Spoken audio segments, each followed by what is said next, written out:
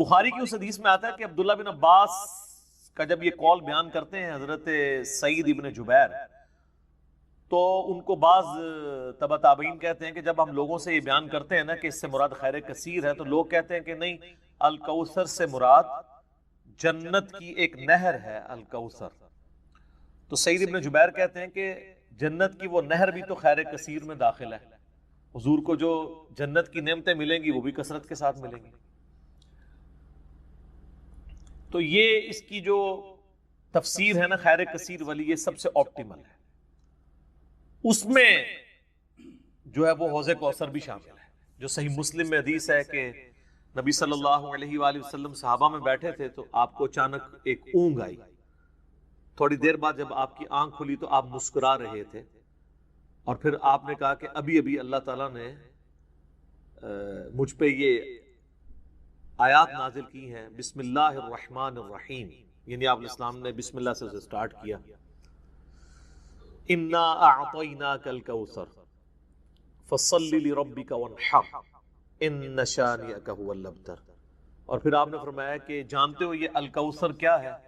تو صحابہ نے کہا اللہ اس کا رسول بہتر جانتے ہیں۔ تو آپ صلی اللہ علیہ وآلہ وسلم نے فرمایا یہ جنت میں ایک نہر ہے جو مجھے اللہ تعالیٰ نے عطا فرمائی ہے، اور اس کے کنارے کی جو مٹی ہے وہ کستوری سے زیادہ خوشبودار ہے، اور اس کے برتن آسمان کے ستاروں کے برابر ہیں۔ اور صحیح بخاری میں آتا ہے کہ شب معراج جب نبی علیہ السلام جنت میں سیر کر رہے تھے تو وہاں آپ کو ایک نہر دکھائی گئی، اور جبرائیل علیہ السلام نے کہا کہ یہ وہ الکوثر ہے جو آپ کو اللہ تعالیٰ نے عطا کی ہے۔ اور آپ صلی اللہ علیہ وآلہ وسلم کے الفاظ ہیں بخاری مسلم دونوں میں کہ اس کا جو مشروب ہے وہ دودھ سے زیادہ سفید، شہد سے زیادہ میٹھا، اور اس کی خوشبو کستوری کی خوشبو سے زیادہ ہے، اور جو کوئی ایک دفعہ میرے حوض کوثر سے وہ مشروب پی لے گا اسے کبھی بھی پیاس نہیں لگے گی۔ جنت میں جو انسان کھائے پیے گا نا وہ بھوک کی وجہ سے نہیں، ذہن میں رکھیے گا، بھوک ایک عیب ہے، پیشاب ایک عیب ہے، نیند ایک عیب ہے، اسی لیے یہ تینوں چیزیں جنت میں نہیں ہیں۔ جنت میں انسان کھائیں گے لذت لینے کے لیے، پیشاب نہیں ہوگا، بخاری مسلم میں الفاظ ہیں خوشبودار ڈکار آئے گی، سارا کھانا ہضم۔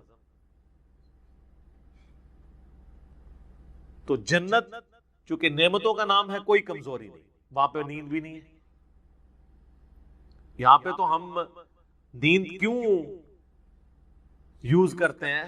تاکہ ہم نیکسٹ 24 گھنٹے میں پرفارم کر سکیں، یہ بلکہ بیٹری چارج ہوتی ہے۔ وہ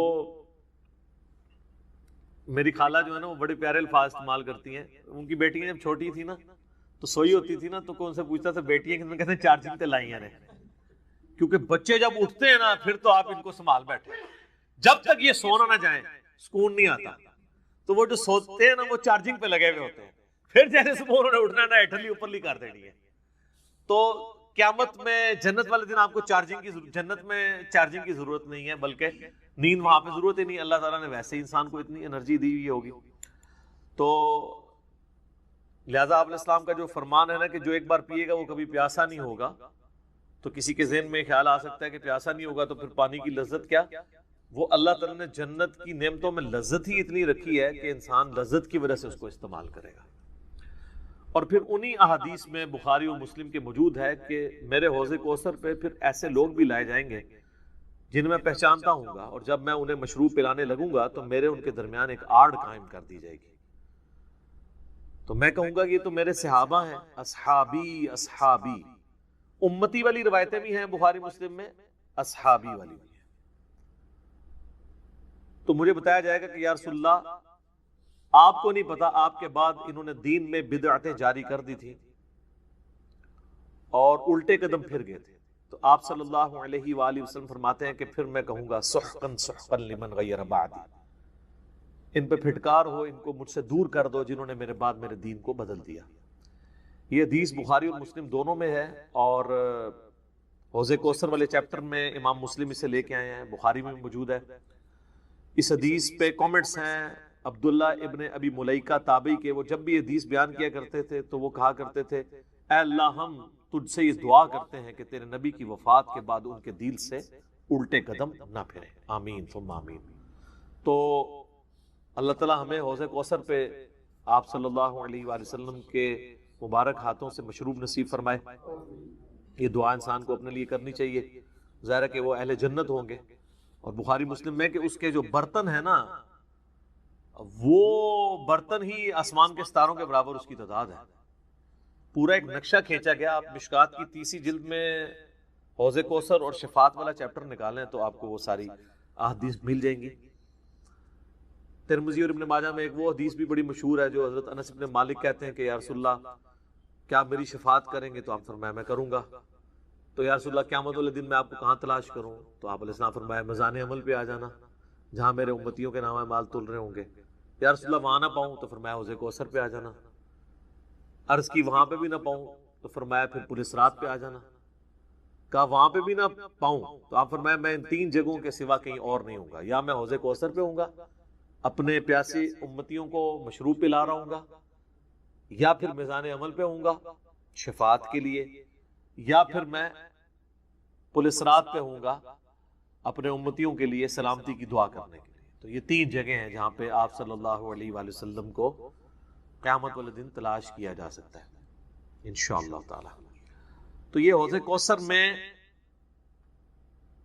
وہ خیر کثیر جو ہر طرح کی آپ کو عطا کی گئی وہ بھی شامل ہے، اور اسپیسیفکلی حوض کوثر جو ہے وہ بھی، حتیٰ کہ جو بخاری اور مسلم میں حدیث ہے، آپ نے اپنی وفات سے 1 مہینے پہلے خطبہ دیا تھا غزوہ احد کے شہداء پر، جو آپ نے نماز جنازہ دوبارہ پڑھی تھی 8 سال بعد۔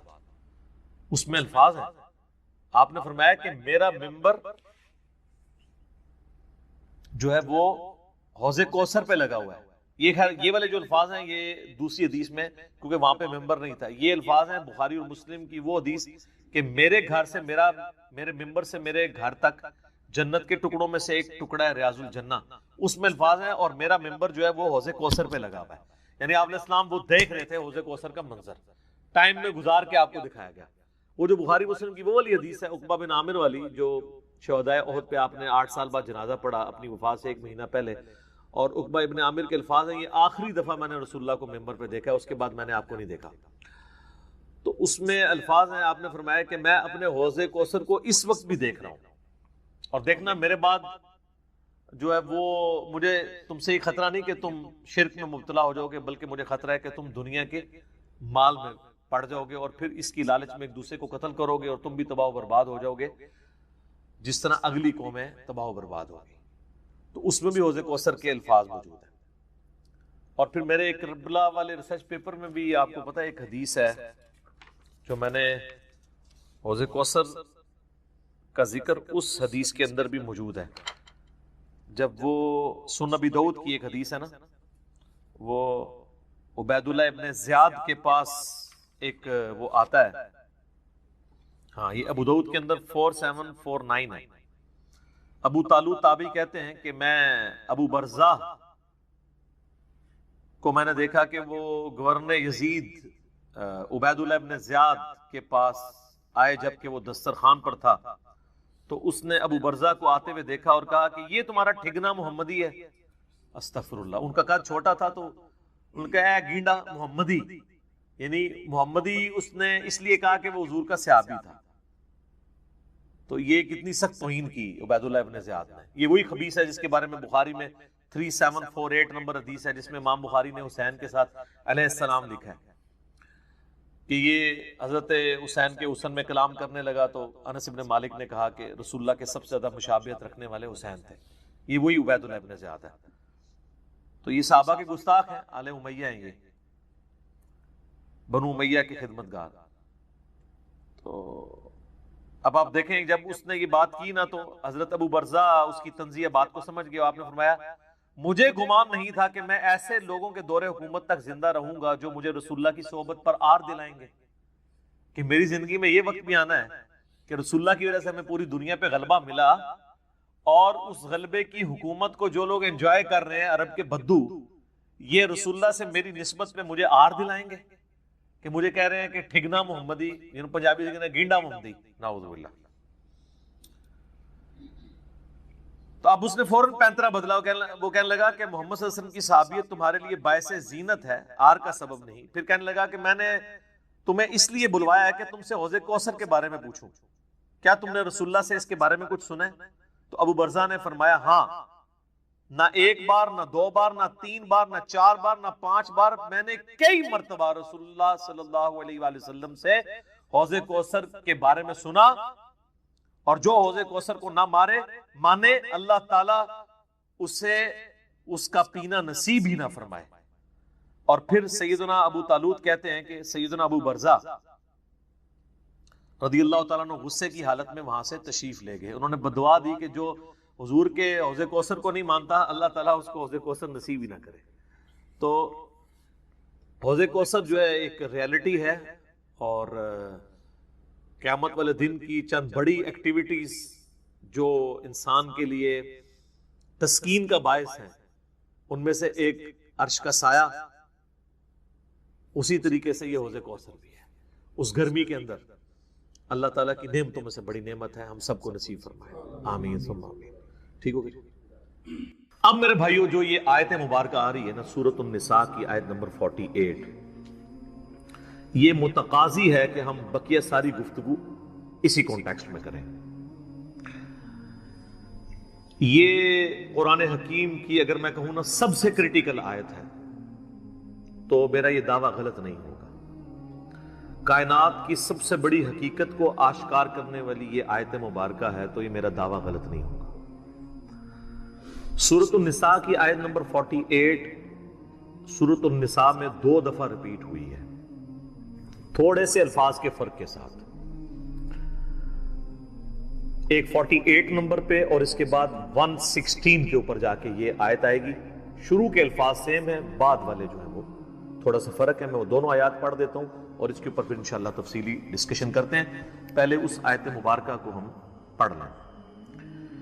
ان اللہ لا یغفر ان یشرک بہ، بے شک اللہ اس گناہ کو تو کبھی معاف نہیں کرے گا کہ کوئی شخص اس حال میں اللہ کے حضور قیامت کے دن پیش ہوا کہ وہ دنیا میں شرک کرتا ہوا. دنیا میں معاف کر دے گا اگر کسی نے معافی مان لی، یہ آخرت کی بات ہو رہی ہے. وَيَغْفِرُ مَا دُونَ ذَلِكَ لِمَن يَشَاءُ، اس کے علاوہ جتنے بھی گناہ ہیں جس کے لیے چاہے گا معاف کر دے گا. وہ بھی اوپن لائسنس نہیں ہے، جس کے لیے چاہے گا معاف کر دے گا، لیکن امید ہے کہ وہ قابل معافی ہیں. لیکن شرک ایسا گناہ ہے جو اللہ بھی معاف نہیں کرے گا. اب کوئی کہے کہ جی اللہ کی یہ قدرت کی نفی نہیں ہو جاتی، ان اللہ علی کل شیء قدیر ہے، تو اللہ یہ کیوں کہہ رہا ہے کہ میں شرک بھی معاف نہیں کروں گا؟ اللہ تو شرک معاف کر سکتا ہے، ہم یہ جملہ بھی نہیں بولیں گے کہ کر سکتا ہے. اس لیے لا تبدیل لکلمات اللہ، جو اللہ کی وعیدیں ہیں نا وہ اللہ کے فیصلے ہیں. یہ بہت سخت معاملہ ہے، اللہ کے کلمات نہیں بدلتے. تو اللہ تعالیٰ نے یہ اپنی ڈیسٹنی میں چیز مقرر کر دی ہے کہ میں نے مشرک کو کسی صورت بھی بخشنا نہیں ہے، اس کے لیے جنت نہیں ہے. ہاں اس کے علاوہ کوئی گناہ ہے وہ جس کے لیے چاہے گا معاف کر دے گا، اور وہ بھی اوپن لائسنس نہیں ہے. اور اس میں آپ کو ایک گناہ کے حوالے سے بتا دوں، سنن نبی داؤد میں حدیث ہے، نبی صلی اللہ علیہ وآلہ وسلم نے فرمایا کہ 2 گناہ ایسے ہیں جو اللہ تعالیٰ کبھی معاف نہیں کرے گا، باقی ہر گناہ معاف کر دے گا. ایک شرک اور دوسرا کسی مؤمن کا قتل ناحق. یہ جو اس میں ایک اشارہ تھا نا کہ اس کے علاوہ ہر گناہ چاہے گا، جس کے لیے چاہے گا معاف کر دے گا، تو اس کا کیا مطلب ہے؟ جس کے لیے نہیں چاہے گا نہیں معاف کرے گا. تو اس میں بھی اشارہ موجود ہے، کوئی ایسی چیز بھی ہے کہ جو اللہ تعالیٰ جس پہ گرفت کر سکتا ہے، اور وہ ہے قتل ناحق کسی مؤمن کا. تو اب مجھے بتائیں، جنہوں نے حسین ابن علی اور ان کے ساتھیوں کو ناحق قتل کیا، وہ کس امید پہ بیٹھے ہوئے ہیں؟ اور ان کو جنت کی جھوٹی خوشخبریاں سنانے والے کس امید پہ بیٹھے ہوئے ہیں؟ سوچنے والوں کے لیے یہ چیز کافی ہے. سنن نبی داؤد کی حدیث. وَمَن يُشْرِكْ بِاللَّهِ، اور جس نے اللہ کے ساتھ شرک کیا، فَقَدِ افْتَرَىٰ إِثْمًا عَظِيمًا، تو اس نے بہت بڑا جھوٹ اللہ تعالیٰ کے اوپر باندھ دیا، بہت بڑا گناہ کا کام اس نے کیا جس نے شرک کیا۔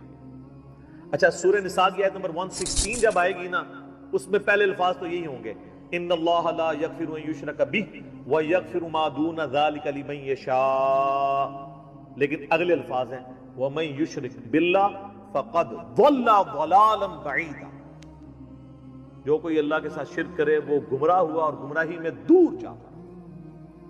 اللہم لا تجعلنا منہم، اللہم من احییتہ منا فاحیہ علی الاسلام ومن توفیتہ منا فتوفہ علی الایمان، آمین۔ رضیت باللہ ربا وبالاسلام دینا وبمحمد نبیا صلی اللہ علیہ وآلہ وسلم، آمین۔ اب یہ میرے بھائیو ایسا ٹاپک ہے کہ میں اس پہ اگر کم از کم 2 گھنٹے بولوں نا تو تب میری تسلی ہوگی، لیکن میں نے چونکہ پچھلی قرآن کلاسز جو 344 لیکچرز میں مکمل ہوئی تھی، ان میں اس آیت کے اوپر آلموسٹ پونے 2 گھنٹے کی ویڈیو ریکارڈ کروا دی تھی اسی آیت کے اوپر۔ مسئلہ نمبر 3 کے نام سے وہ اپلوڈڈ ہے یوٹیوب کے اوپر، دعا صرف اللہ ہی سے۔ آپ یوٹیوب پہ ویسے بھی لکھیں نا دعا صرف اللہ ہی سے اور علی مرزا، تو وہ ویڈیو کھل جائے گی۔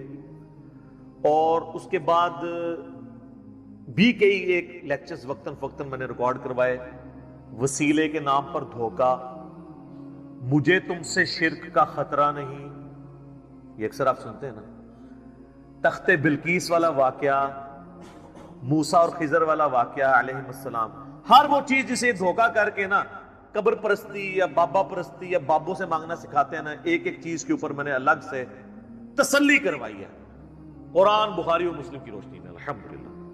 اب وہ سارے لیکچر جمع کریں تو اس ایک آیت پہ کم از کم 10 گھنٹے گفتگو ہو سکتی ہے، لیکن ٹائم تو متحمل نہیں ہے کہ ہم اتنی ڈیٹیل گفتگو کریں، لیکن چند ایک باتیں تو میں ضرور کروں گا۔ ایک ریسرچ پیپر میں نے اس کے اوپر لکھ دیا 8 صفحوں کا، آپ اہل سنت پاک .com پہ ڈاؤن لوڈ کریں گے۔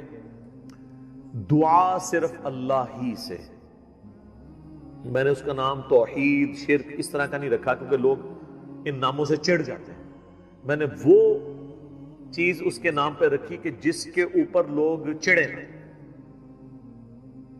آپ کسی بھی مسلمان سے، خواہ بریلوی ہو، دیوبندی ہو، اہل حدیث ہو، اہل تشیع ہو، جا کے پوچھیں کہ دعا کس سے کی جاتی ہے تو کیا کہے گا؟ اللہ سے۔ کوئی آپ کو نکھٹو قسم کا بھی بندہ یہ نہیں کہے گا کہ دعا جو ہے وہ کسی فرشتے سے ہو سکتی ہے، کسی جن سے ہو سکتی ہے، کسی پیغمبر سے ہو سکتی ہے۔ نہیں جی نہیں، نماز تے اللہ دی پڑھی دی ہے، دعا بھی اللہ کو منگی دی ہے، لیکن حالت یہ ہوگی کہ وہ دعا اللہ سے یہ مانگ رہا ہوگا۔ نماز میں تو قرآن کی وہ آیت سورۃ الفاتحہ کی 4 نمبر آیت کم از کم 17 رکعتیں جو فرض ہیں روزانہ کی، ان میں 17 دفعہ پڑھتا ہوگا ایاک نعبد و ایاک نستعین، اے اللہ عبادت بھی صرف کریں گے اور مدد بھی صرف تجھی سے مانگیں گے۔ یہ مدد کون سی؟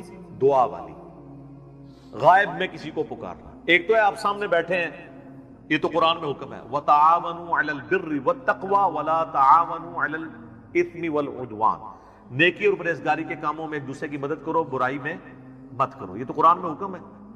میں آپ کو کہتا ہوں مجھے پانی پلا دیں، آپ مجھے پانی پلاتے ہیں، تو یہ قرآن میں حکم ہے کہ آپ نے اسباب اختیار کرنا ہے، لیکن آپ بغداد شریف میں، اجمیر شریف میں، اور وہاں بھی قبر میں دفن ہیں، اور آپ مر چکے ہیں، آخرت کی زندگی میں زندہ ہیں، دنیا کی زندگی سے نکل چکے ہیں، اور میں آپ سے کہوں کہ پانی پلا دیں، وہی بات، وہی جملہ ایک فریم آف ریفرنس کے بدلنے سے شرک بن جائے گا، کیونکہ آپ غیر اللہ سے دعا مانگ رہے ہیں۔ ظاہری اسباب میں تو آپ کافر سے بھی مدد مانگ سکتے ہیں، صحیح بخاری میں موجود ہے، نبی علیہ السلام جب فوت ہوئے تو آپ کی ذرا بھی ایک یہودی کے پاس گروی رکھی ہوئی تھی، گندم کے عوض، اناج کے عوض، تو آپ نے یہودی سے بھی مدد لی۔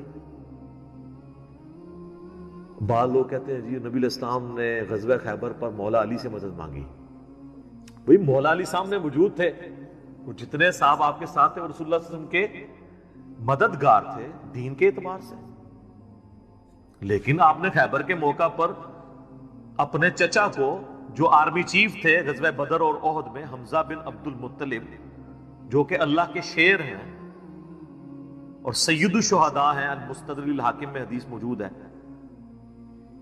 آپ نے یہ تو نہیں کہا المدد یا حمزہ، امیر حمزہ میری مدد کو پہنچے، کیونکہ وہ فوت ہو چکے تھے. جو سامنے موجود تھے انہیں کو بلانا تھا. تو دو چیزوں کو ہی مکس کرتے ہیں. اچھا مجھے بتائیں بارش کون برساتا ہے؟ اللہ. ڈیوٹی کس کی ہے؟ فرشتوں کی. تو ہم کیا بارش اللہ سے مانگتے ہیں یا فرشتوں سے؟ اللہ سے. فرشتوں سے مانگیں گے تو شرک ہو جائے گا. لہذا یہ پتا چلا کہ اگر ڈیوٹیاں بھی لگی ہوئی ہوں، کہنا نا بزرگوں کی ڈیوٹیاں نے، اللہ دا کہا ڈیوٹی کسی کو نہیں پوری ہوئی.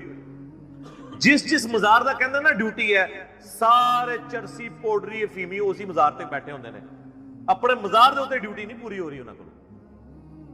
چلے ڈیوٹی لگی ہوئی ہو پھر بھی آپ پکار نہیں کسی کو سکتے. یہ جھگڑا نہیں ہے کہ مولا علی علیہ السلام مشکل کشا ہیں یا نہیں، شیخ عبد القادر جیلانی رحمت اللہ علیہ مشکل کشا ہیں یا نہیں، یہ تو جھگڑا ہی نہیں ہے. جھگڑا یہ ہے کہ اگر یہ ہو بھی تب بھی مرنے کے بعد، اس دنیا کی زندگی سے جانے کے بعد، آپ ان سے کمیونیکیشن نہیں کر سکتے، نہ کسی فرشتے سے، نہ کسی جن سے، نہ کسی پیغمبر سے. اور اگر آپ ظاہری اسباب کی بات کرتے ہیں تو سب سے بڑا مشکل کشا ظاہری اسباب میں اس کائنات میں انسانوں کے لیے سورج. سورج ختم ہو جائے سارے انسان مر جائیں گے، چاہے کوئی بزرگ ہے یا غیر بزرگ ہے، چاہے مسلمان ہے یا کافر ہے، فارغ. سورج ختم، زمین اپنی نباتات نہیں پیدا کر سکتی فوٹو سنتھسس کے ذریعے جو کرتی ہے. جب زمین اگانا چھوڑ دے گی تو اگر آپ جانور بھی کھائیں گے تو کتنا عرصہ، جس طرح ہمارے حکمران ہمیں کہتے ہیں کہ اگر ٹماٹر مہنگے ہیں تو دہی ڈال دو، تو اگر زمین اگانا چھوڑ دے تو ہم جانور کھائیں گے تو کتنا عرصہ، مچھلیاں کھائیں گے تو کتنا عرصہ، وہ بھی ساری مر جائیں گی ہمارے کھانے سے پہلے ہی. دنیا پہ موسموں کا تبدیل ہونا، ہواؤں کا چلنا، ہر زندہ چیز کی خوراک یہ ایک سورج کے اوپر ڈیپینڈنٹ ہے. تو پھر سب سے بڑا مشکل کشا کون ہوا؟ سورج. آج تک کسی کافر نے بھی کہا ہے المدد یا سورج میری مدد فرمائیے، ہمیں کبھی وہم بھی نہیں آتا. سورج کی برکت سے ہی گلیشیئرز کا پانی پگھل کے دریاؤں میں آتا ہے. زمین کے نیچے بھی دریا چلتے ہیں، زمین کے اوپر بھی، جس پانی سے ہم لوگ زندہ ہیں. اور وہ گلیشیئرز تک پانی پہنچنا بھی سورج کی وجہ سے ہے، کیونکہ سورج ویپوریٹ کرتا ہے سمندر کے پانی کو، وہ ہواؤں اور بادلوں کی شکل میں ہم پر بارش کی شکل میں اور پہاڑوں پہ برف کی شکل میں برستی ہے. ورنہ یہ کروڑوں ٹن پانی اگر سمندر سے شفٹ کرنا پڑے اس کا نمک نکال کے گلیشیئر کے اوپر، پوری انسانیت قیامت تک بھی لگی رہی، یہ نہیں کر سکتی. جو کہتے ہیں نہیں خود بخود ہو رہا ہے، اور جو کام کرنے سے نہ ہو وہ خود بخود کیسے ہو سکتا ہے؟ جب تک آپ اس کے پیچھے ڈیوائن سورس نہ مان لیں.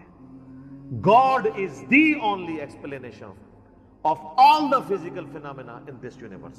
خدا ہی وضاحت ہے اس کائنات میں ہونے والے ہر فزیکل فینامنا کے پیچھے، وہ ڈیوائن سورس ہے. ڈیوٹی لگائی بھی 15 ارب سال سے سورج چل رہا ہے، اس میں فیول کون ڈال رہا ہے؟ اسے کان سے پکڑ کے کون چلا رہا ہے؟ سورج کو خود بھی نہیں پتا کہ وہ کیا کر رہا ہوگا. لیکن سورج کو ہم کیا مشکل کشا مانتے ہیں؟ حالانکہ ساری مشکلیں ہماری وہی حل کر رہا ہے. ہم کہتے ہیں سبب ہے، پھر بھی نہیں پکارتے. اتنے بڑے سبب کو آپ پکار نہیں رہے تو بابے کدھر سے آ گئے؟ بابے تو خود آپ کے نذرانوں پہ چلتے ہیں. کھانا کھا لیں تو انہیں ٹوائلٹ کی ضرورت پڑ جاتی ہے. اور جو کوئی کہتا ہے نا میں سمندر، دریا یا زلزلہ روک سکتا ہوں، وہ اپنا پیشاب کو روک کے بتا دے. نہیں. وہ پچھلے دنوں ایک انڈیا کے وہ مولانا صاحب کی ویڈیو بھی اپلوڈ ہوئی تھی نا کہ شیخ عبد القادر جیلانی کی مجلس میں ایک وقت کے بہت بڑے ولی بیٹھے تھے، اس دوران انہیں پیشاب آ گیا اور شدت شدید تھی. روک لیتے نا، انہیں خود مان لیا کہ بزرگ نہیں پیشاب روک سکتے. وہ کہتے ہیں عبد القادر جیلانی نے اینڈ جناب چادر سٹی انہوں نے جا کے ڈگی تھے، پھر کسی میدان پہنچ گئے تھے، فارغ ہو کے واپس آئے. تو روک لیندے نا، اس میں الفاظ ہیں. وہ کہتے ہیں وہ بہت بڑے ولی اللہ تھے، پیشاب نہیں رکا. نہیں رک سکتا سر، نہ. انسان بہت کمزور ہے، کھانا نہ کھائے زندہ نہیں رہ سکتا، محتاج ہے. سورۃ المائدہ کی آیت نمبر 72 میں آیا عیسیٰ اور ان کی ماں روٹی کے محتاج تھے. اگر عیسیٰ اولو العزم پیغمبر محتاج ہیں کھانا کھانے کے، اور ان کی ماں سارے بزرگوں سے بڑی بزرگ ولیہ مریم بنت عمران وہ روٹی کی محتاج ہیں، تو بابوں کی کیا اوقات ہے؟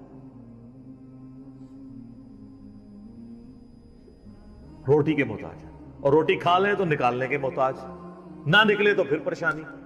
سب کچھ اللہ کر رہا ہے. تو میرے بھائی جب یہ اللہ کر رہا ہے، پکارنا اللہ کو ہے. ایاک نعبد و ایاک نستعین. یہ ہمارا مین جھگڑا ہے شرک کے حوالے سے.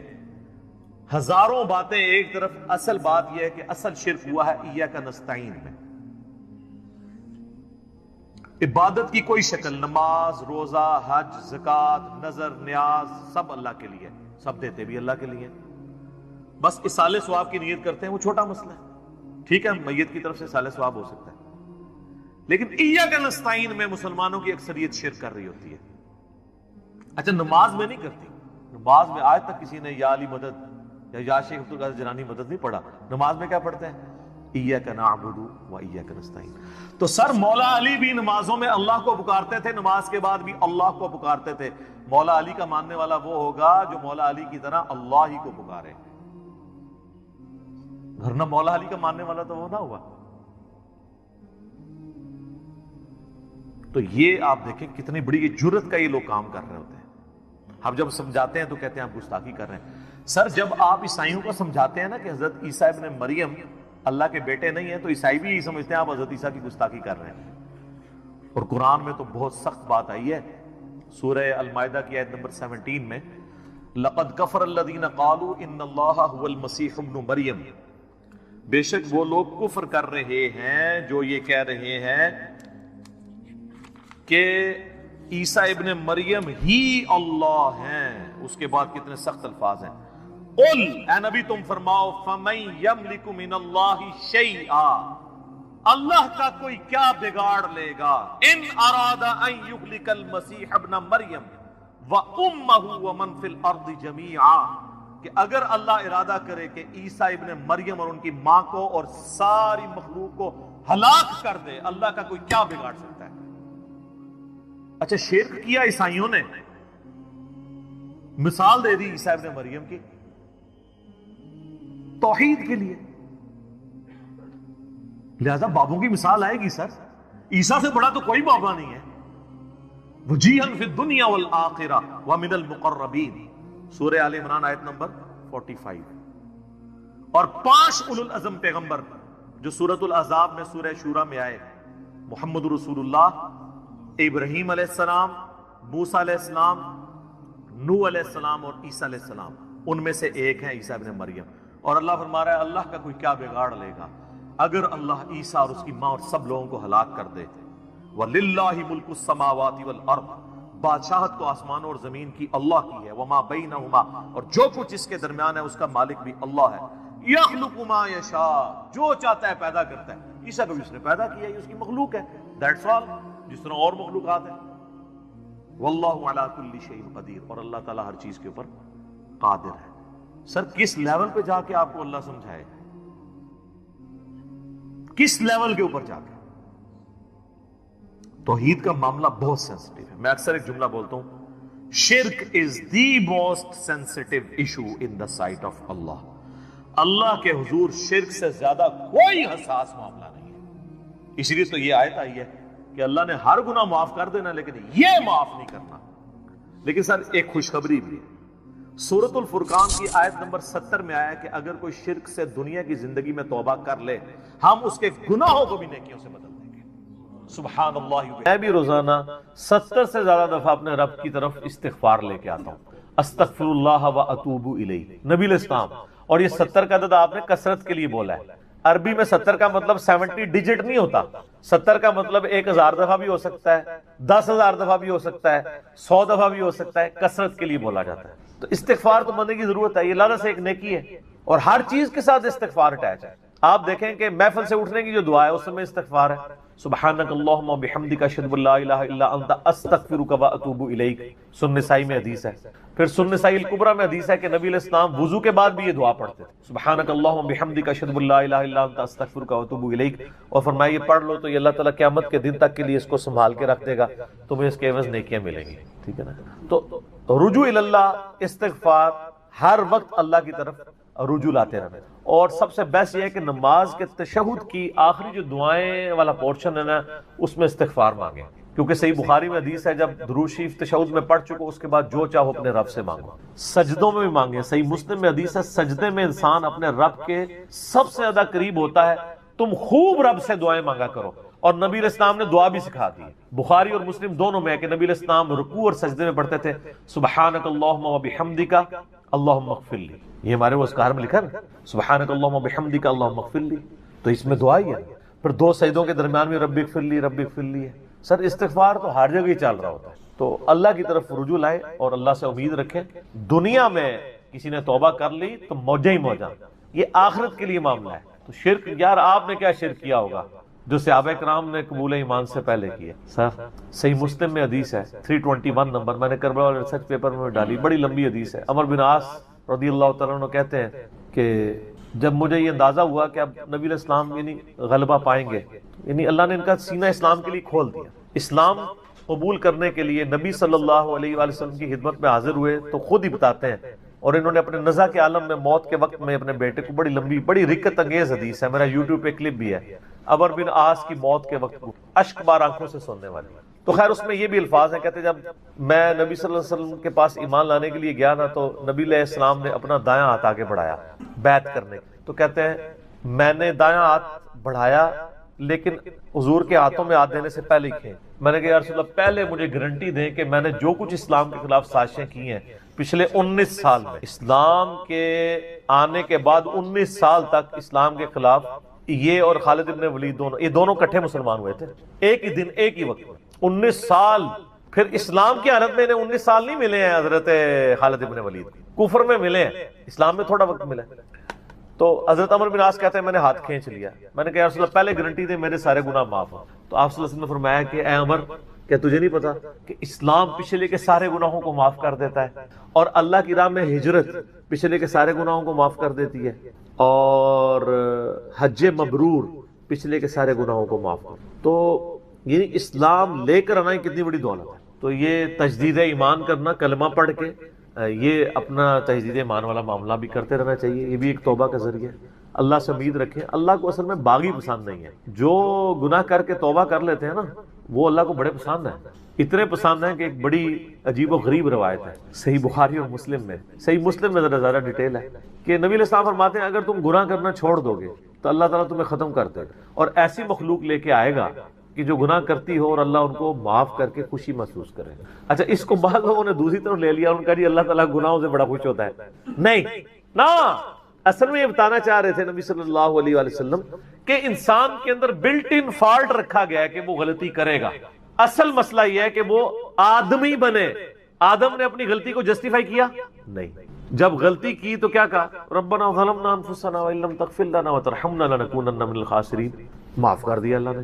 شیطان نے اپنی غلطی کی جسٹیفیکیشن دینا شروع کر دی، میں ایسے بہتر ہوں، تو نے اس کو مٹی سے بنایا، مجھے آگ سے بنایا ہے، میں اس کو کیسے سجدہ کروں۔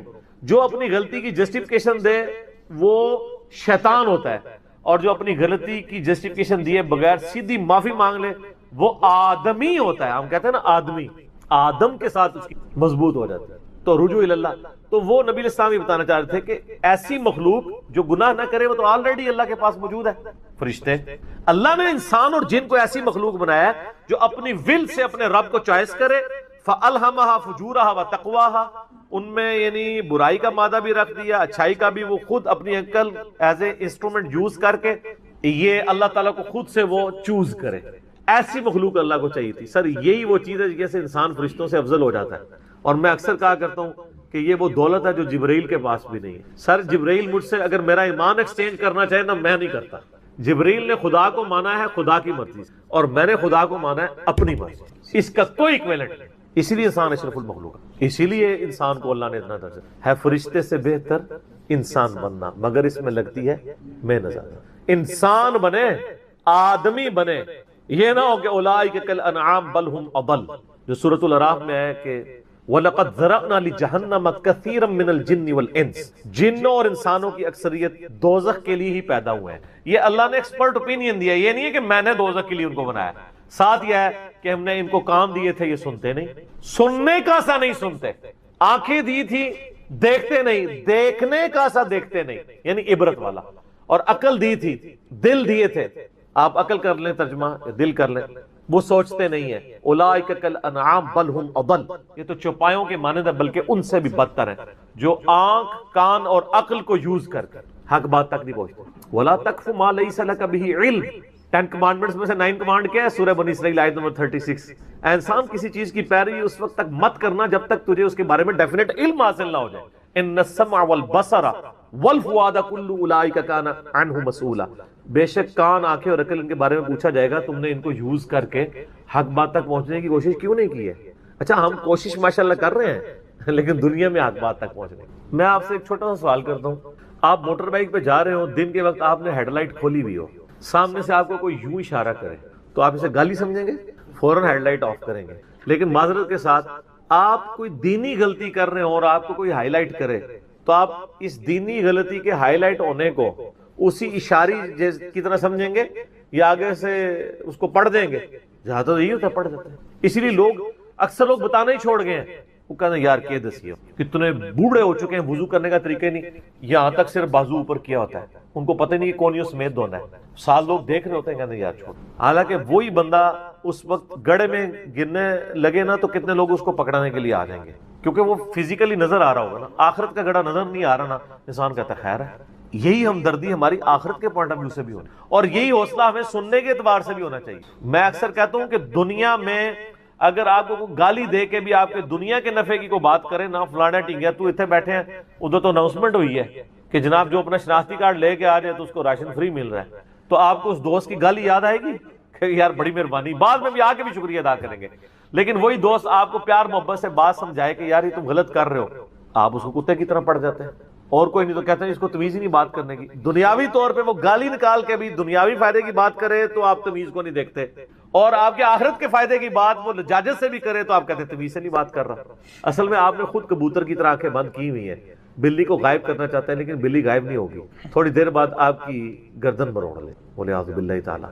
یعنی یہ ایک انسان کے اوپر ایک موت کی تلوار تو لٹک رہی ہے، ٹھیک ہو گئے تو ان کو کہ بے فکر ہے، توبہ قبول ہے انشاءاللہ تعالی۔ اگلا سوال، کیا فرض نماز کے بعد 3 بار استغفر اللہ کے بعد ایک دفعہ سید الاستغفار بھی پڑھ سکتے ہیں؟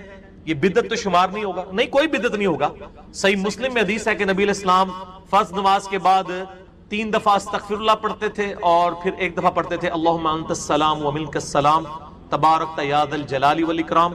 اور بخاری اور مسلم دونوں میں ہے کہ فرض نماز کا مکمل ہونا نبی علیہ السلام کی ہم تکبیر کی آواز سے پہچانتے تھے، یعنی بلند آواز سے آپ اللہ اکبر کہتے تھے۔ پہلے ایک دفعہ اللہ اکبر بلند آواز سے کہنا ہے، پھر 3 دفعہ آہستہ آواز میں استغفر اللہ۔ یہ ہمارے اہل حدیث بھائی جو ہیں اس سنت پہ عمل کر رہے ہیں، لیکن وہ استغفر اللہ بھی اونچا بولتے ہیں۔ استغفر اللہ اونچا بولنا خلاف سنت ہے، صرف اللہ اکبر بلند آواز۔ اور دوسری طرف علماء عرب ہیں، انہوں نے اپنے اذکار کارڈ میں سے اللہ اکبر نکال ہی دیا ہوا ہے، وہ صرف استغفر اللہ پڑھتے ہیں۔ اور جب ان سے پوچھیں کہ یار اللہ اکبر نہیں پڑھتے، وہ کہتے ہیں نہیں، یہ جو بخاری مسلم میں ہے نا کہ نبی علیہ السلام بلند آواز سے تکبیر پڑھتے تھے، تو تکبیر سے مراد استغفر اللہ ہے۔ دیکھیں آپ بندہ کو ضد میں، استغفر اللہ کس عربی ڈکشنری میں تکبیر ہے؟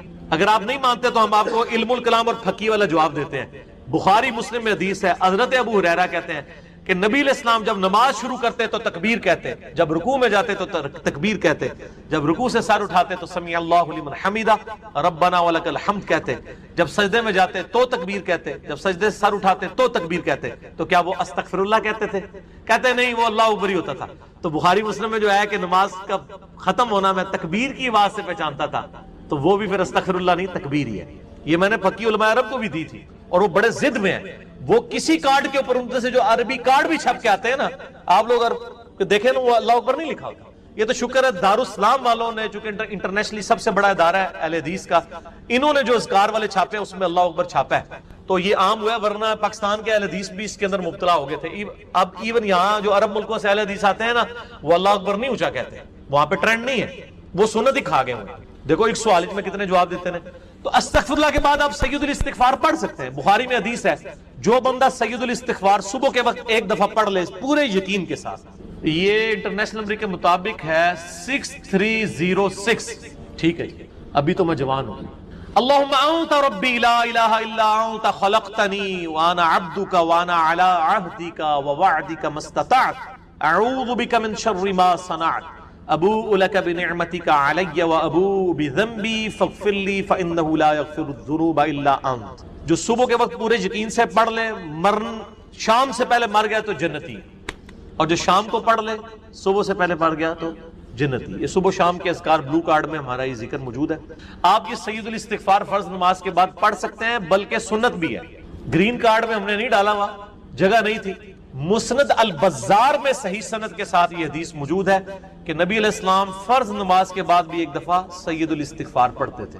تو نہ صرف یہ جائز ہے بلکہ سنت ہے، اور میں الحمدللہ فرض نماز کے بعد جو آیت الکرسی کا وظیفہ ہے، باقی اذکار ہیں، تو میں سید الاستغفار ہر فرض نماز کے بعد پڑھتا ہوں، کیونکہ نبی علیہ السلام کی سنت تھی سید الاستغفار بھی، اور 3 دفعہ استغفر اللہ لادہ سے، اور اللہم انت السلام منک السلام، اور باقی اذکار۔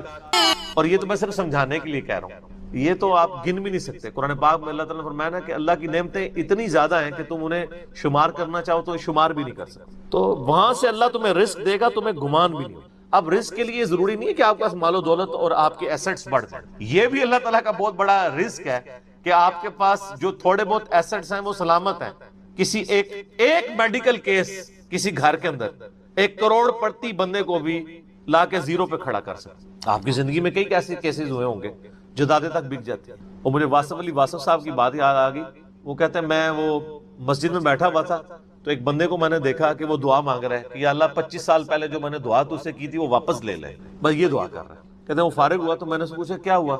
اس نے کہا جی 25 سال پہلے میں نے اللہ سے رو رو کے ایک بیٹا مانگا تھا، میری بیٹی ہی تھی صرف، اور وہ بیٹا میرے گاٹے فٹ ہو گیا، یعنی وہ نشے میں مبتلا ہو گیا، سارا گھر کا مال اس نے بیچ دیا، مجھے کنگال کر دیا، تو میں اللہ سے کہہ رہا ہوں یا اللہ یہ اولاد واپس ہی لے لے۔ تو یہ بھی تو ہو سکتا ہے۔ سورہ توبہ میں آتا ہے، اللہ تعالیٰ آتا ہے اپنے جو فاسق و فاجر لوگوں کے بارے میں کہ اللہ تعالیٰ چاہتا ہے کہ ان کی اولاد کو ہی ان کے لیے عذاب بنا، اولاد بھی عذاب بن سکتی۔ اسی لیے میں دعا کیا سکھائی گئی ہے، ربنا ھب لنا من ازواجنا وذریاتنا قرۃ اعین وجعلنا للمتقین اماما۔ اے اللہ ہماری بیویوں اور ہماری اولاد میں آنکھوں کی ٹھنڈک بنا اور ہمیں پرہیزگاروں کا امام بنا، ہماری آنے والی نسلیں پرہیزگار ہوں، ورنہ یہ تو مصیبت بھی گلے پڑ سکتی۔ تو ایک میڈیکل کیس آپ کو کہاں سے کہاں لے کے جا سکتے، ایک بچے کا نافرمان ہونا آپ کو کہاں سے کہاں لے کے جا سکتے، اور اس سے بڑی ناکامی تو آخرت کی ناکامی ہے۔ ایسا بچہ بھی ہو سکتا ہے کہ جو آپ کی دنیا تو برباد نہ کرے لیکن آخرت برباد کر دے، اس کی وجہ سے آپ گناہوں میں مبتلا ہو جائے۔ تو یہ بھی رزق کی ایک فارم ہے۔ رزق صرف یہ نہیں ہے کہ آپ کے لیے مال پانی کھل جائے، بلکہ مال سبسسٹنس لیول پہ بھی موجود ہے، لیکن آپ کو کوئی ایسی تکلیف نہیں آ رہی کہ جس کی وجہ سے آپ کا مال نہیں نکل رہا۔ ورنہ ایک بندہ 10 لاکھ روپے مہینے کا کماتا ہے اور 9 لاکھ روپے اس کا نکل جاتا ہے، کیا فرق پڑا اس کو؟ اس نے کون سا ایسٹ بنا لیا، اور جو اذیت گزار رہا ہے وہ اولادہ سے، اس کو تو کوئی سوچ بھی نہیں سکتا، جو ذہنی ٹینشن ہے۔ صحیح بخاری مسلم میں حدیث ہے، نبی علیہ السلام فرمایا ہمیشہ اپنے سے نچلے لوگوں کو دیکھو تو تمہیں یوں اللہ تعالیٰ کی نعمتوں پر صبر نصیب ہوگا اور قناعت نصیب ہوگی، اوپر نہ دیکھو۔ اور پھر بخاری مسلم میں یہ حدیث ہے کہ ابن آدم کے پاس اگر سونے کی 2 وادیاں ہوں تو وہ خواہش کرے گا تیسری وادی بھی مجھے مل جائے، اس کا پیٹ صرف قبر کی مٹی بھرے۔ والعیاذ باللہ تعالی۔ بخاری مسلم دونوں میں حدیث ہے کہ انسان کہتا ہے میرا مال میرا مال میرا مال۔ نبی علیہ السلام فرمایا تیرا مال تو وہ ہے جو تو نے کھا پی لیا یا پہن کر بوسیدہ کر دیا یا اللہ کی راہ میں خرچ کر کے آخرت کے لیے محفوظ کر لیا، باقی جتنا مال ہے وہ تو تیرے ورثہ کا مال ہے، تو کہتا ہے میرا مال ہے۔ پھر بخاری مسلم دونوں میں حدیث ہے کہ نبی علیہ السلام نے فرمایا کہ انسان کے 3 دوست ہیں، ایک دوست ہی اس کی قبر تک ساتھ جاتا ہے، وہ اس کے اعمال ہیں، باقی جو 2 دوست ہیں وہ باہر ہی رہ جاتے ہیں، اس کے رشتہ دار اور مال۔ اب مال ساتھ جاتے ہیں، مال بھی آپ ساتھ لے کے جا سکتے ہیں، لیکن وہ مال جو آپ نے پہلے ہی اپنی زندگی میں اپنی مرضی سے اللہ کی راہ میں خرچ کر دیا، وہ اللہ کے ڈیوائن بینک میں جمع ہے، وہ قرآن پاک میں سورۃ البقرہ میں آیا 700 گنا تک کہ اللہ تعالیٰ کر کے لوٹائے گا، بلکہ یہاں تک فرمایا کہ یہ اللہ تعالیٰ کو تم قرض دے رہے ہو اور اللہ تعالیٰ اس قرض کو لوٹائے گا۔ دیکھیں کتنا قدردان ہے کہ دیتا اللہ ہے اور جب اسی کے دیے ہوئے میں سے آپ اسی کی راہ میں خرچ کرتے ہیں تو وہ کہتا ہے کہ یہ تم نے مجھے قرض دی. اللہ کہتا ہے میں تمہارا مقروض ہوں، تمہیں لوٹاؤں گا. یہ ہے اللہ تعالیٰ کی قدردان. جامعہ ترمذی میں حدیث ہے، مسند امام احمد میں موجود ہے کہ نبی علیہ السلام فرمایا کہ جب بھی کوئی شخص دعا کرتا ہے وہ خالی نہیں جاتی. یا تو اس دعا کے عوض جو تم نے مانگا وہ اللہ تمہیں عطا کر دیتا ہے، یا اس سے بہتر یعنی اس کی برکت سے اللہ تعالیٰ بہتر نعم البدل دیتا ہے، تمہاری کوئی تکلیف ٹال دیتا ہے، یا پھر اس دعا کو سنبھال کے رکھتا ہے قیامت کے دن کے لیے اور اس دعا کے ایکویلنٹ تمہیں اجر عطا فرما. تو دعا تو بہت ضروری ہے، اللہ کی طرف رجوع لانا ہے. ٹاپک اور طرف چلا جائے گا، فی الوقت اس کی طرف آپ کنسنٹریٹ کریں کہ اللہ تعالیٰ ہمارا ہے کہ تمہیں وہاں سے رزق ملے گا، تمہیں گمان بھی نہیں ہوگا. وَمَن يَتَوَكَّلْ عَلَى اللَّهِ، اور جو کوئی اللہ پر توکل کرے فَهُوَ حَسْبُهُ، تو اللہ اس کے لیے کافی ہے. ان اللہ بالغ امری، اللہ تعالیٰ تو اپنا کام پورا کر کے رہتا ہے. لیکن قد جعل اللہ لکل شیء قدرا، اللہ نے ہر معاملے کے لیے ایک اندازہ مقرر کر رہا ہے. اسی کو ہم وہ کہتے ہیں نا کہ اللہ کے ہاں دیر ہے اندھیر نہیں ہے. لیکن یہ دیر بھی ہم صرف سمجھانے کے لیے کہتے ہیں، وہ دیر نہیں ہے. وہ اللہ کا رول یہی ہے کہ اللہ تعالیٰ نے کسی معاملے کو کس لیول کے اوپر جا کے ایڈریس کرنا. 23 سال تک مشرکین عرب کو دیکھیں نا مہلت ملی ہے. کتنے لوگوں نے کہا کہ دیکھو کان پک گئے ہیں ہمیں سنتے ہوئے، نبی علیہ السلام ہمیں دھمکیاں لگاتے ہیں کہ قوم عاد قوم سمود کی طرح تم بھی برباد کر دیے جاؤ گے، جب وقت کے پیغمبر کا انکار کرو گے تو عذاب تو کوئی نہیں آ رہا. اور قرآن پاک میں پھر نبی علیہ السلام کے بارے میں بھی آتا ہے کہ آپ علیہ السلام نے بھی تھوڑی سی بے صبری کا مظاہرہ کیا. سورۃ الانعام کے سٹارٹ میں آپ پڑھ کے دیکھ لیں تو اللہ تعالیٰ نے پھر جلال فرمایا کہ نبی تم چاہو تو جاؤ زمین میں کوئی سرنگ تلاش کر لو یا آسمان میں کوئی سیڑھی لگا کے ان کی مرضی کا معجزہ انہیں لا کے دکھا دو. ہم اپنے فیصلوں میں یعنی کسی کے پابند نہیں ہیں. پھر سورہ آل عمران میں آتا ہے جب غزوہ احد کے موقع پہ نبی علیہ السلام کی زبان سے بددعا نکل گئی خالد ابن ولید کے لیے کہ اللہ تعالیٰ ایسی قوم کو کیسے ہدایت دے گا جنہوں نے اپنے نبی کا چہرہ خون سے رنگ دیا. یہ صحیح مسلم میں الفاظ ہیں، قرآن پاک میں اشارتاً اس کا ذکر ہے. سورہ آل عمران میں اللہ تعالیٰ نے فرمایا کہ نبی آپ کو کوئی اختیار نہیں ہے، اللہ تعالیٰ چاہے تو ان کو ہدایت بھی دے. ہائے ہائے، یہ اللہ کے فیصلے ہیں، یہ کسی انسان کا کوئی فیصلہ. تو اب ان آیات کی روشنی میں بزرگ تو کسی کھاتے بھی نہیں بنتے. لوگ بزرگوں کو لے کے بیٹھ رہے ہوتے ہیں جی بزرگ دعا کریں گے، بزرگ کر دیں گے. بزرگوں نے کیا کرنا ہے؟ یا تو نبی علیہ السلام کے بارے میں فرمایا جا رہا ہے کہ آپ کو کوئی اختیار نہیں ہے، اللہ تعالیٰ چاہے تو بخش دے، اللہ تعالیٰ چاہے گرفت فرمائے، اللہ تعالیٰ چاہے ڈھیل دے. اللہ نے ہر کام کے لیے ایک اندازہ مقرر کیا ہوا ہے، وہ اسی موقع کے اوپر اللہ تعالیٰ اس چیز کو اسٹیبلش کرے. وہ اللہ کے ڈیوائن علم میں ہے کہ کب اللہ تعالیٰ نے اسلام کا غلبہ کروانا ہے. جب نہیں کروایا تو 13 سال میں 125 بندے ہی مسلمان ہوئے ہیں، اور اگلے 13 سال کے اندر دونوں سپر پاورز بھی الٹ دی گئی ہیں. دونوں طرف ٹائم پیریڈ تو ایک ہی ہے. تو یہ اللہ تعالیٰ فیصلے فرما. عمر اور رزق میں برکت کے لیے کوئی وظیفہ بتا دیں. اس میں نے بتا دیا نا، صحیح بخاری مسلم دونوں میں حدیث ہے. نبی صلی اللہ علیہ وآلہ وسلم نے فرمایا جو شخص یہ چاہے کہ اس کے رزق میں برکت کر دی جائے، عمر دراز کر دی جائے، تو اپنے رشتہ داروں کے ساتھ لیکن یہ بھی تقدیر میں لکھا ہوا ہوگا کہ وہ کرے گا تو یہ ہو جائے گا، تو اسی کو توفیق ملے گی نا. تو اللہ تعالیٰ اس کی عمر میں برکت صرف یہ نہیں ہے کہ ایک بندہ 60 سال کا تو اب 100 سال پہ مرے. کئی 100 سال کی زندگی پاتے ہیں اور کام چوانی کا بھی نہیں کر کے مرتے. اور بعض لوگ 50 سال میں اتنا کام. امام شافی کی عمر 55 سال تھی صرف جب فوت ہوئے ہیں. چلو شافی کو تو چھوڑ دیں، اس سے پہلے آ جائیں. عمر بن عبدالعزیز 38 سال کی عمر میں فوت ہوئے ہیں. 38 سال کی عمر میں 3 براعظموں پہ ایسے نقوش چھوڑ گئے ہیں کہ آج دنیا حیران ہے. تو ان کو تو عمر بھی کوئی نہیں ملی. یہ نہیں ہوتا کہ آپ کو عمر کتنی ملی ہے، آپ نے اس عمر میں کیا کیا ہے. آپ اللہ تعالیٰ آپ کو اسی ٹائم میں اتنی برکت. میں اپنے لیے آپ کو بات کرتا ہوں، میں کسی کیا بات کروں، میری زندگی خود اس چیز کا نمونہ ہے. آج جب لوگ یہ نہیں کہتے ہیں یار اس نے اتنے ویڈیوز چڑھا دی ہیں، کتنے بیٹھ کے ریکارڈ کرانا رہتا ہے، حالانکہ ہفتے میں ایک ریکارڈ ہوتی ہے، روزانہ ہوتی بھی نہیں. لیکن کنسسٹنسی کے ساتھ، اللہ کی مدد کے ساتھ آپ اگر یہ کام لے کے چلتے رہیں تو slow and steady wins the race. تو آج چیزیں آپ دیکھ لیں ہزاروں کی تعداد میں آپ کے سامنے. اور یہ حالات اللہ تعالیٰ فیوریبل کرتا ہے. میں یقین کریں، میں اپنے بھائیوں کو کہتا ہوں، میں جب بھی ابھی آج کا درس میں نے کرنا تھا نا، وہ ہندو کا جواب دینا تھا، تو میں نے پورے ہفتے سے دعائیں شروع کی ہوئی تھیں. اللہ زندگی دے دیں، حالات فیوریبل ہو جائیں، ٹرانسفارمر بھی نہ اڑے ہمارا، جنریٹر بھی چلتا رہے، سارے معاملات چلتے رہے، اور فرحان بھائی بھی ٹائم پہ آ جائیں. ٹھیک ہو گیا جی، کالر مائک بھی چل جائے، کیمرے کی بھی بیٹری چارج ہو، ساری چیزیں. یہ میں جو چیزیں میرے اختیاروں میں کر کے یا اللہ تو نے کرمانی ریکارڈنگ، میں تو کچھ بھی نہیں. اپنے پورے ریسورسز مینج کر کے بھی اللہ پہ نظر ہوتی ہے. حالانکہ میرے دوستوں کو پتا ہے میں کتنا وہمی ہوں. میرے آفس میں بھی نا جب سب سے مشکل کوئی ٹاسک میرے والے کیا جاتا ہے اور وہ ہمارے باس کہتے ہیں یار اس کو دے کے تم بھول جاؤ، پھر وہ کام کر کے آپ کو بتائے گا. تو کیوں میں وہمی ہوں، جس کام میں ہاتھ ڈالتا ہوں نا میں دنیاوی اعتبار سے ہر چیز اس کے حوالے سے مینج کرتا ہوں، لیکن ساتھ مسبب الاسباب پہ نظر ہوتی ہے کہ یا اللہ یہ جو کچھ میں کر رہا ہوں نا یہ تو میں اسباب کر رہا ہوں نا, میرے ساتھ کوئی بھی پرابلم ہو سکتی, کسی کے ساتھ کوئی این ٹائم یعنی اس کے اوپر فیملی کے اوپر کوئی ایسا ایشو آ سکتا ہے کہ درس کینسل کرنا پڑ جائے, ہو سکتا ہے نا. جس طرح ایک بار یعنی اچانک جو ہے وہ یعنی ہمارا درس کینسل ہو گیا تھا, عثمان بھائی کی والدہ فوت ہو گئی تھی, ہمیں اپنا درس کینسل کرنا پڑا ایگزیکٹ اسی دن ہی ہو گیا اس طرح. تو وہ حالانکہ ہمارا درس پورا تیار, مسئلہ 41 اس دن ریکارڈ ہونا تھا, کئی سال پہلے کی بات, کس سال کی بات ہے یہ؟ 5 سال پہلے کی بات ہے. تو اپنا ہر چیز مینج کی تھی لیکن اینڈ ٹائم پہ کوئی مسئلہ کھڑا ہو گیا. میرے اپنے بھی کئی کلوز ریلیٹیو فوت ہوئے ہیں لیکن اللہ کا شکر ہے اتوار مطلب وہ درس سے 1-2 دن آگے پیچھے ہی ہوئے ہیں, تو اللہ تعالیٰ نے یعنی معاملات کو سیٹل کر دیا. یہ ساری چیزیں سر فیوریبل ہونا پھر تو یہ وہ سوال کی طرف ہوں کہ رشتہ داروں سے اس نے سلوک کریں, اللہ تعالیٰ رزق میں اضافہ کرے گا, عمر میں اضافہ کر دے گا, یعنی برکت ڈال دے گا, تھوڑی چیز بھی کفایت کر جائے گی. ابو داؤد میں ایک حدیث ہے, ایک صحابی کہتے ہیں میری ماں فوت ہوگی, فرمایا اپنی خالہ کے ساتھ اس نے, ٹھیک ہو گیا, تو یہ رزق کے بڑھنے کا ذریعہ. باقی دعا تو ایک ہی ہے, اللہم ربنا آتینا فی الدنیا حسنہ وفی الآخرۃ حسنۃ وقنا عذاب النار. یہ دنیا کے ہر کام کے لیے دعا ہے, رزق کی برکت کے لیے, اولاد کے لیے, اولاد کے اچھے مستقبل کے لیے, لڑائی جھگڑا ختم کرنے, دنیا کی ہر چیز اس میں داخل ہے. کیوں؟ ربنا آتینا فی الدنیا حسنہ, دنیا میں ہر چیز حسنہ عطا کر دے, بہتر, اور آخرت کی ہر چیز داخل ہے. وفی الآخرۃ حسنہ, آخرت میں قبر بھی شامل ہے, میدان حشر بھی, میدان عدل بھی. یہ وقنا عذاب القبر, وقنا عذاب الحشر یہ کہنے کی ضرورت نہیں ہے.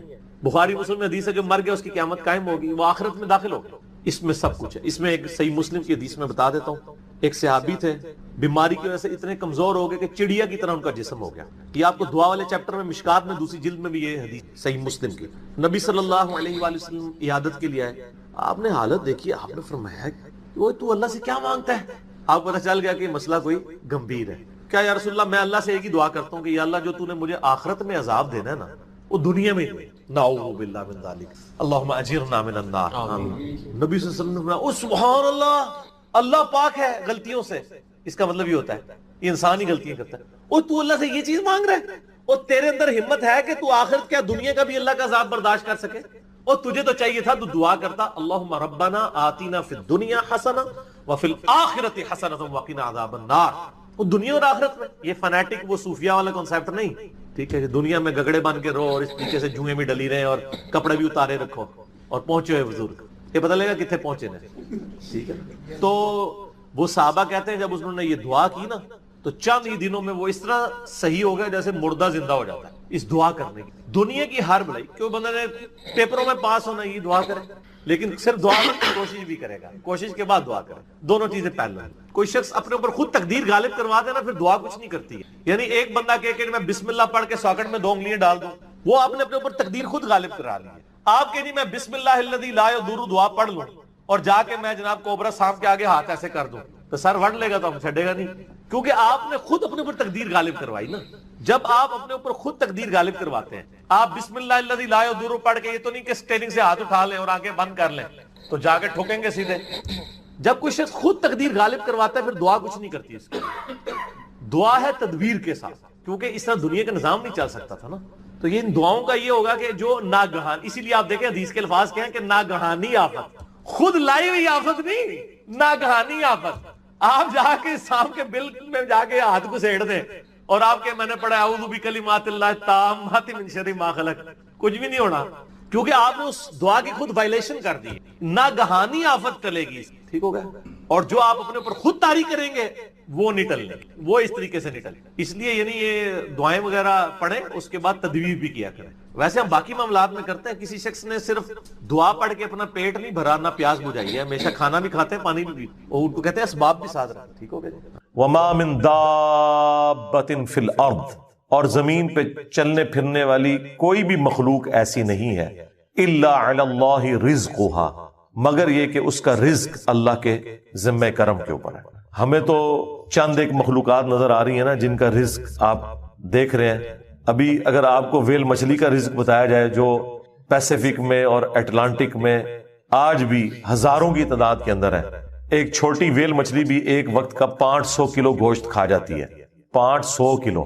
اور جو بڑی ویل مچھلی ہیں وہ تو آپ چھوڑ دیں, 30 ہاتھیوں کے برابر بھی ویل مچھلی ہے, اتنی بڑی بڑی ویل مچھلی ہیں, 30 ہاتھی 30 ان کے برابر ایک ویل مچھلی, اس کا رزق بھی اللہ تعالیٰ پورا کر رہا ہے. آپ کو تو بس چڑیاں نظر آ جاتی ہیں زیادہ زیادہ, تو کسی کے دماغ میں آ سکتا ہے کہ یار چڑیوں کا رزق اللہ پورا کر رہا ہے، تو زیادہ اتنا ہی دماغ میں رزق آتا ہے۔ آپ ذرا ان جانوروں کے بارے میں سوچیں، اتنے بڑے بڑے جانور سمندر کے اندر، خشکی میں تو اتنے بڑے جانور ہی نہیں ہیں جتنے پانیوں کے اندر موجود ہے، اور ان تمام کے رزق کی ذمہ داری اللہ تعالیٰ نے لی ہوئی ہے۔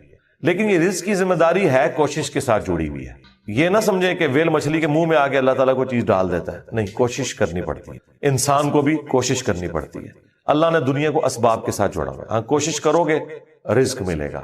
پوٹینشلی رزق اللہ تعالیٰ نے قیامت تک کے لیے اس پلانٹ ارتھ پہ رکھ دی ہے۔ دیکھیں، آج سے آلموسٹ 200 سال پہلے تک تو کسی کو پتہ ہی نہیں تھا کہ زمین میں انرجی کا اتنا بڑا خزانہ موجود ہے تیل کی شکل میں۔ 1853 میں وہ پہلا کنواں پنسلوینیا میں امریکن سٹیٹ کے اندر دریافت۔ میں ترمذی میں صحیح حدیث ہے مولا علی علیہ السلام سے کہ وہ کنجوس ہے شخص جس کے سامنے میرا ذکر ہو اور مجھ پر درود نہ پڑے۔ اور سن نسائی میں حدیث ہے کہ زید ابن خارجہ کو نبی علیہ السلام نے فرمایا درود کو اپنی دعاؤں میں لازم کر لو اور مجھ پہ پڑھا کرو اللہم صلی علی محمد وعلی آل محمد۔ تو درود شریف اللہ ہی کی عبادت ہے، اس لیے کہ اللہ سے آپ دعا مانگ رہے ہیں۔ اچھا، اب اللہ جب دعا کر رہا ہے تو اللہ کس سے دعا مانگے گا؟ کسی سے بھی نہیں۔ میں تو اللہ سے کہتا ہوں اللہم صلی علی محمد، اے اللہ محمد صلی اللہ علیہ وآلہ وسلم پہ رحمت کا نزول فرما، تو میں کس سے کہہ رہا ہوں؟ اللہ سے۔ اللہ کس سے کہے گا؟ اپنے آپ سے ہی نا، اپنے آپ سے کہے گا نہیں، وہ بھیج دے گا۔ تو اللہ کا درود پڑھنا یہ ہے کہ اللہ کہتا ہے کہ میں نے اپنے نبی پر اتنی رحمت کی، میں نے اپنے نبی کے اتنے درجات بلند کر دیے۔ اللہ یہ کر دیتا ہے، یہ ہے اللہ کا درود۔ فرشتے اور ہم صرف دعائیں کرتے ہیں یا جنات دعائیں کرتے ہیں، اللہ وہ دعائیں ڈائریکٹ پوری کر رہا ہوتا ہے۔ یہ جو آیت ہے آیت درود، ان اللہ وملائکتہ یصلون علی النبی، سورۃ الاحزاب آیت نمبر 56۔ اس کے کانٹیکسٹ میں صحیح بخاری کے اندر حدیث ہے 3370 اور 4797، صحیح مسلم میں 908 ہے کہ آپ صلی اللہ علیہ وآلہ وسلم نے درود ابراہیمی تعلیم فرمایا، اور بخاری میں 3370 جو طریق ہے، یہ والا طریق، اس میں ہے کہ صحابہ نے پوچھا ہم نے آپ پر سلام تو سیکھ لیا، السلام علیکم ایھا النبی، ہمیں درود بھی سکھائیں کہ ہم آپ اور آپ کے اہل بیت پہ پڑھیں، جس سے میں نے کہا تھا کہ اہل بیت پر یہ درود ہے، آل محمد سے مراد اہل بیت ہے، صحیح بخاری 3370، جس میں کلپ بھی پچھلی دفعہ ہے، کیا یہ کھلا تضاد نہیں ہے؟ ٹھیک ہے جی، تو اس میں نے کلیریفیکیشن دی تھی۔ تو یہ درود ابراہیمی جو ہم نماز میں پڑھتے ہیں، اللہم صلی علی محمد وعلی آل محمد کما صلیت علی ابراہیم وعلی آل ابراہیم انک حمید مجید آنورڈ، یہ آپ صلی اللہ علیہ وآلہ وسلم نے تعلیم فرمایا۔ آیت درود جو ہے سورۃ الاحزاب آیت نمبر 56، اس کے کانٹیکسٹ میں اسلام کی جو پہلی تفسیر ہے وہ تفسیر ابن جریر طبری کی ہے۔ حافظ ابن کثیر نے تفسیر ابن کثیر میں چھاپا مارا ہے اس کا۔ ابن کثیر تو 774 ہجری میں فوت ہوئے ہیں نا، یہ 310 ہجری میں فوت ہوئے ہیں، یہ پہلے 300 سال میں آتے ہیں کیونکہ نبی علیہ السلام کی وفات 11 ہجری میں ہوئی۔ ابن جریر طبری، اسلام کی پہلی تفسیر، انہوں نے آیت درود کے کانٹیکسٹ میں لکھا ہے کہ یہ جو آیا کہ اللہ بھی درود پڑھتا ہے، اس سے مراد کیا؟ انہوں نے کہا ورڈ بائی ورڈ ان کے الفاظ ہیں، مجھے یاد ہے کہ اللہ تعالی کے فرشتے اور ایمان والے نبی علیہ السلام کے لیے دعائے رحمت کرتے ہیں، اور اللہ تعالیٰ اپنے نبی پر رحمت فرماتا ہے۔ یہ اللہ کا درود ہے، اور فرشتوں نے اور انسانوں کا درود کیا ہے؟ دعا کرنا۔ اور اللہ کا درود کیا ہے؟ اس دعا کو پورا کر دینا۔ اچھا، اب بعض لوگ کہتے ہیں درود ابراہیمی ناقص ہے، اس میں میرا کلپ ہے، لاکھوں لوگ دیکھ چکے ہیں، کیا درود ابراہیمی پڑھنا گناہ ہے؟ درود ابراہیمی ناقص نہیں ہے۔ رحمت اور سلامتی ایک ہی چیز کے انٹرچینجبل الفاظ ہیں۔ خوش و خرم ایک جیسے الفاظ ہے، روٹی بوٹی ایک جیسے الفاظ ہے۔ پنجابی میں روٹی چھوٹی بول دیتے ہیں، اردو میں روٹی بوٹی، اے بوٹی پنجابی والا نہیں، اے اردو والا بوٹی۔ اس طریقے سے رحمت و سلامتی انٹرچینجبل ورڈ ہے، ورنہ تو نبی علیہ السلام کیا یہ ناقص چیز نعوذ باللہ سکھا رہے ہیں؟ آپ کی مسلم شریف میں حدیث ہے جو مجھ پر ایک بار درود پڑتا ہے اللہ اس پہ 10 رحمتیں نازل فرماتا ہے، اس میں سلام کے الفاظ ہی نہیں ہے۔ اور میں نے دعویٰ کیا ہے کہ 99% احادیث درود شریف کے فضائل میں سلام کا ذکر ہی نہیں، صرف درود کا ذکر ہے، اس لیے کہ درود اور سلام انٹرچینجبل ورڈ ہے۔ ہاں، سن نسائی میں ہے جو ایک بار درود پڑتا ہے اللہ تعالیٰ پہ 10 رحمتیں نازل فرماتا ہے، اس کے 10 گناہ معاف کرتا ہے، 10 درجات بلند کرتا ہے اس کے لیے، اور اس پہ 10 دفعہ اللہ تعالی رحمت بھی نازل فرما دیتا ہے. ٹھیک ہے جی، 10 نیکیاں بھی عطا فرماتا ہے. 4 چیزیں، 10 رحمتیں اس پہ آتی ہیں، 10 گناہ معاف ہوتے ہیں، 10 نیکیاں اور 10 درجات. یہ سنن نسائی میں ہے. اس میں درود کے الفاظ ہیں، سلام کے نہیں ہے. ہاں ایک حدیث میں ہے جو ایک بار درود پڑھے اللہ 10 درود بھیجے گا، جو ایک بار سلامتی بھیجے اللہ تعالیٰ 10 سلامتی بھیجے گا. تو درود دعائے رحمت ہے، رحمت سلامتی ہے، سلامتی رحمت ہے. تو اس کو مطلب یہ کہنا کہ درود ابراہیمی ناقص ہے، اس میں سلام نہیں ہے، قرآن میں سلام کا حکم ہے. میرے بھائی جو قرآن میں سلام کا حکم ہے وہ سلام ہمیں سکھا بھی دیا گیا، وہ ہر نماز میں مسلمان پڑھتا ہے، السلام علیکہ ایھا النبی. بخاری مسلم کھول کے دیکھیں کہ یہ سلام ہے وہ. ٹھیک ہو گیا جی. تو اللہ کا درود پڑھنا کیا ہے؟ رحمت بھیجنا.